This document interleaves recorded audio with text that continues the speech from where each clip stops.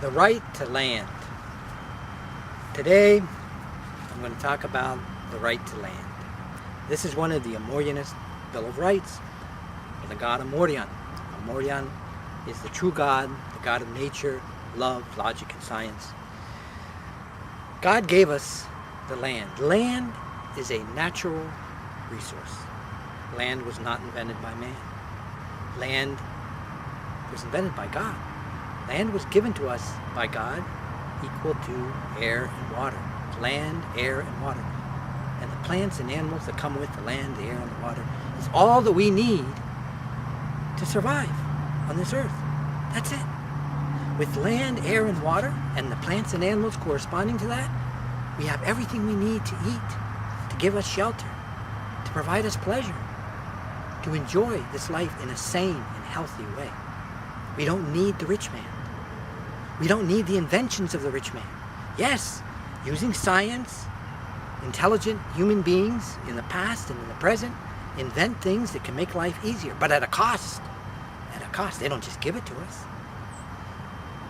But land, air, and water are free. God gave them to us to survive. And we can survive with land, air, and water. It sounds very simple. It should be very simple. And maybe it was very simple at one time. But now, passing 20,000 plus years that human beings have been on the earth, particularly just in the last 100 years,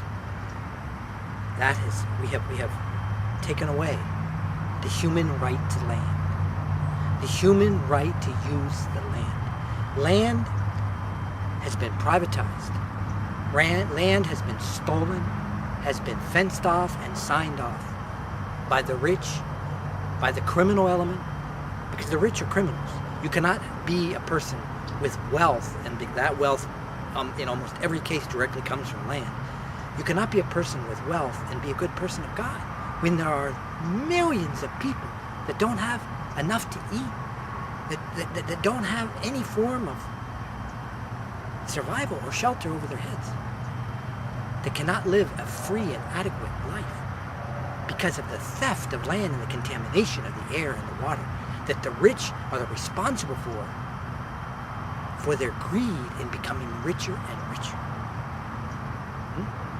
But we have the right of land, for land, from God. We don't have to obey not any laws made by man's criminal mafia governments, because every government that I know of in the world is criminal. They are criminal because they take away human freedom that were given by birth from God, land and freedom. But they steal the land, they fence it off, sign it off, deny us the use of the land. They insist that we purchase the land or that we rent the land from the rich owners of the land that are holding the stolen land. And the governments are complicit with that. They're criminal governments, and they deny our freedom. They make law after law and rule after rule to pigeonhole us into slavery.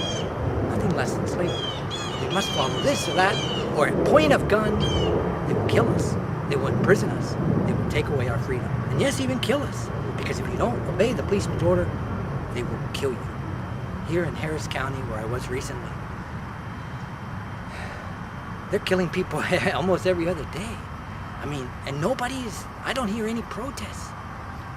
You know, don't go behind a gas station or in any place that it's only you and the cop, because they're going to say that you raised your hand at them, that you went at them with scissors, that you went at them with a gun, that they never find, that there's no proof, and they're going to kill you. And it's just your word against their word. They're massacring people, you know? But what surprises me is that nobody complains. Maybe those people that they're killing are bad. Maybe they are, maybe they aren't. But you know, I mean, can't they shoot them in the leg? Can't they? I mean, they're just killing them. I mean, to me, it's against logic. Although I know that a lot of people are under the influence of drugs, and you know that's, you know, maybe it's okay. But I think that somebody should question it. I mean, it's happening almost every day. When I was in Houston, in the news, that the police found some guy they were looking for behind a convenience store, and he reached his hand in his backpack and pulled out scissors, and they shot him dead. Gun versus scissors, you know. I mean, It's against common sense.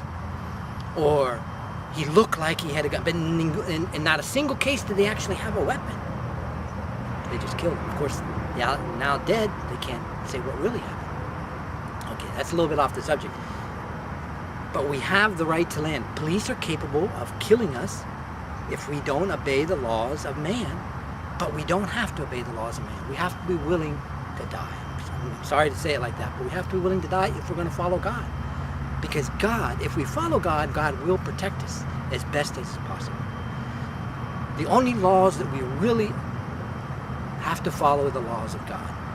Because it is God, when we die, if you believe in an afterlife, if you don't believe in an afterlife, do what you want. Do what you want, you know?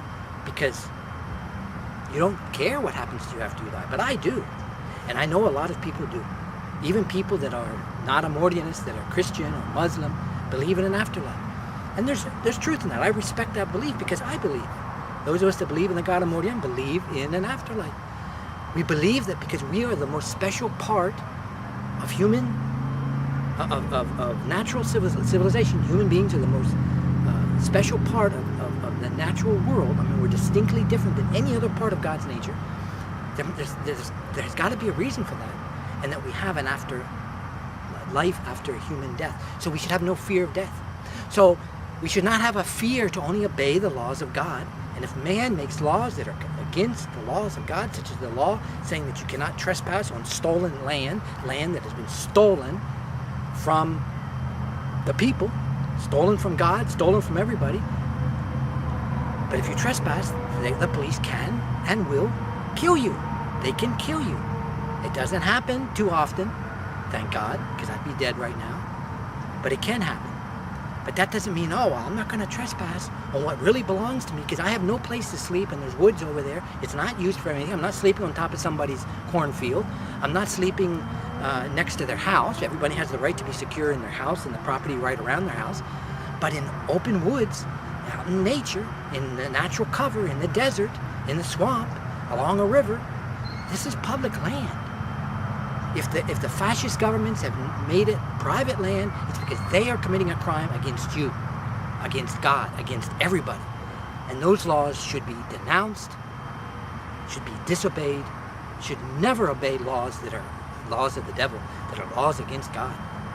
They have stolen that land.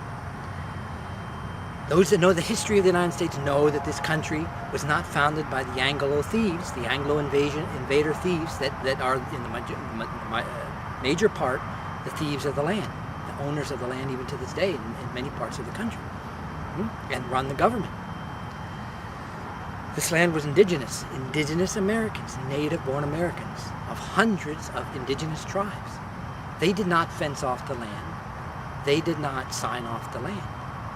And the indigenous roamed around. Yes, they asked for permission to cross over another indigenous tribal's territory, which in many cases, or in most cases, they were given. But for the basic thing of basic survival, there was never a case that a single Indian or a few Indian family was denied the basic use of the land for their basic right of survival, of sleeping on it, or of fishing on it, or of hunting on it, or trapping on it, or just existing. Now, it's another story if their whole tribe's going to come and take over another tribe's land, where that's a more complicated issue. But basically what I'm trying to say is the land was free for everyone to use. And as long as you respected everyone in their area, respecting other people's privacy, or what we say today, other people's space, they let you use the land. The Indians were not so cruel. In fact, as I read the Indian history, when strangers, even Anglo strangers, first arrived in certain areas where the Indians still had not realized just how dangerous these Anglos were, they gave them a teepee, and they gave them their woman in that teepee. I mean, they didn't even have to sleep out in the bush or in the woods. They invited them to sleep in the village and gave them food, because that comes from the natural concept of love, which is one of the four parts of the concept of God. The human love they had for these strangers. Okay, naturally they know what? You have a need. You have a need for food. You have a need for shelter. And you have a sexual need. And they fulfilled that. This was very common in indigenous tribes, and it's still even common today in some parts of the world where the indigenous dominate, in Mexico and in South America. They will give you food, they will give you shelter, and they may give you sex. And I'm not saying that frivolously. This is true, because these are basic human needs, you know? Because these people aren't those that have not been corrupted by Anglo-fascism, by the thought of private property, of everything just for me and nothing for you. And we're here just for ourselves and not for anybody else. They're still altruistic, but not anywhere near as they used to be before the Anglo invaders came.